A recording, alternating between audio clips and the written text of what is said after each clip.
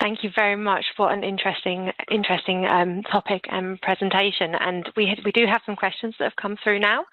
I think some of them are answered on your conclusion slide. We have one around a kind of clarification. Does this mean that we should be interpreting results on both the individual and population levels, and should we be making conclusions and recommendations accordingly?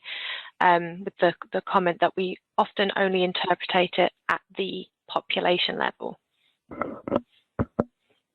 Yes, that is really the implication of what we have been going through. That only when you look at it from both perspectives and clearly judge the implications from both perspectives, we have a full conclusion of a systematic review. As you've seen with the salt reduction reviews, just using one of the two makes it difficult to make a proper judgment. Brilliant. And there's also a comment about the He et al. Study, saying that it measured BP reduction and not the cardiovascular disease mortality. And your links between that, you know, the slides and what you showcased and the review, and maybe if you could elaborate on that a little. Yeah, it's actually my second conclusion here in this slide, that you're totally right. Blood pressure is a sort of surrogate outcome and not the real thing we're interested in, but it's also a difficult thing. What is a surrogate outcome and what is a real thing?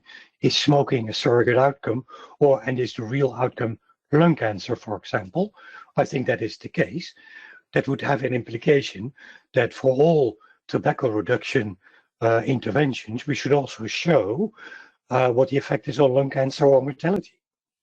And I think the same holds for blood pressure, that interventions that are directed to lowering blood pressure should also show what the implication is for cardiovascular mortality, because that is in the end the real thing that we're interested in. That is why we are reducing the blood pressure. It's not an aim in itself. Brilliant. And then there's another question here about this point 2 on the slide, on estimating effect of surrogate outcomes to clinically relevant outcomes via modelling. And do you have an example of papers that do this, or how you could do this? The additional comment is, if the papers in a review only measured surrogate outcomes, this would be difficult. Yes, you need additional assumptions and you need additional calculations, but these assumptions and calculations are available in the literature. For example, I used a review that, a study that examined the relation between blood pressure and cardiovascular mortality. And like I said, the relation is almost straight a regression line. So it's not asked too much to, let's say, extrapolate the results of blood pressure towards cardiovascular mortality. But of course, this holds for a certain population and is not an overall conclusion that holds for any population. It depends very much on the assumptions that you put into the model. Brilliant. And on these models, there's as well as some comments on thanks for the really interesting presentation.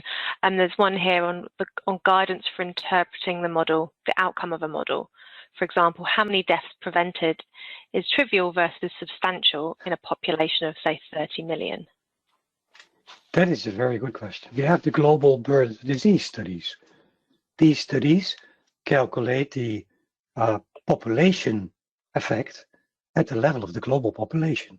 So if you now know that 4 million deaths per year, or is it 4.9 deaths per year, can attribute it to air pollution, then that sounds a lot, of course. And that is usually what these numbers are used for, to set a political agenda based on which people take action.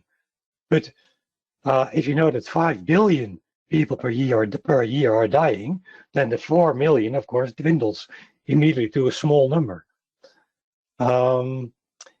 So there's something needed here that puts that into perspective. So it's a very good question.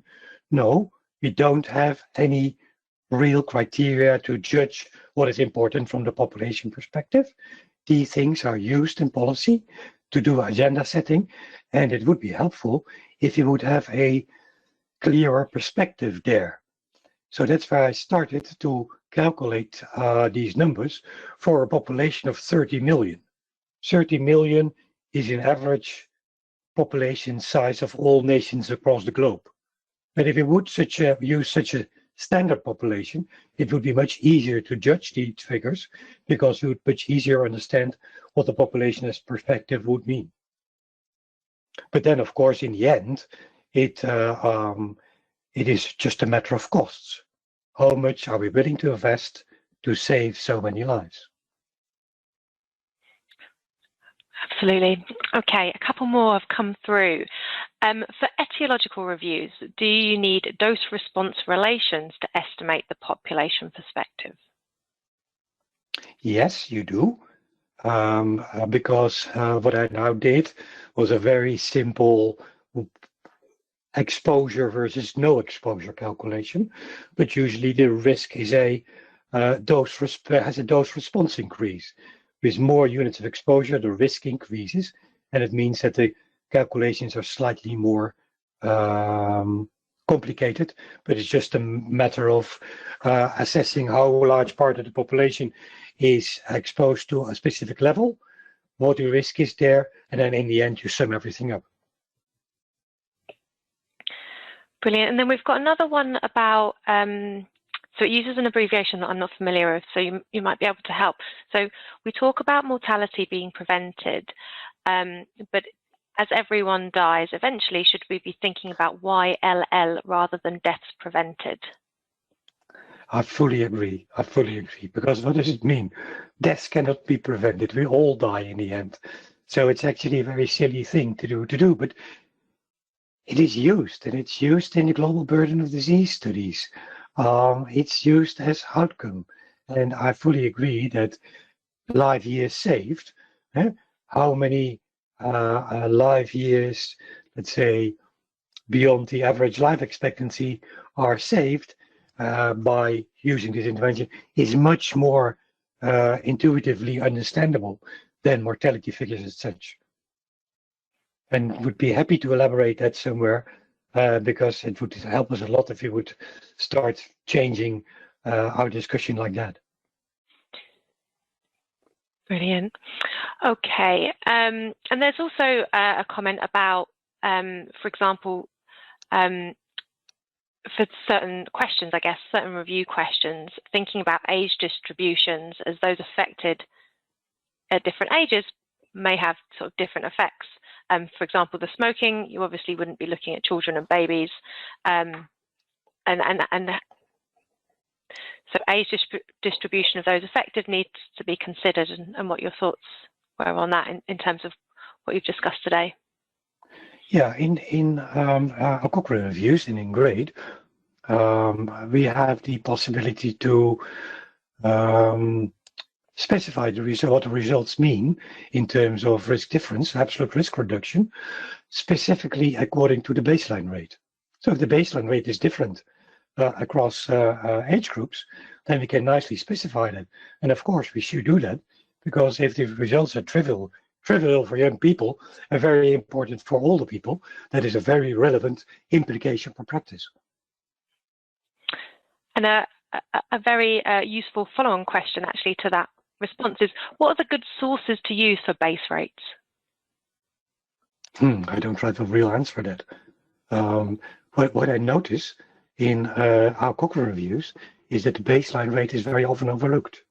And now going through this again, it will be immediately clear that without a clear idea about the baseline rate, the results in terms of relative risks are totally useless. So I very often urge people in their reviews to be more specific on the baseline rate. But yeah, very often these figures are not really available. And I think we should put much more effort in finding that out, because it makes the results of the review much more relevant.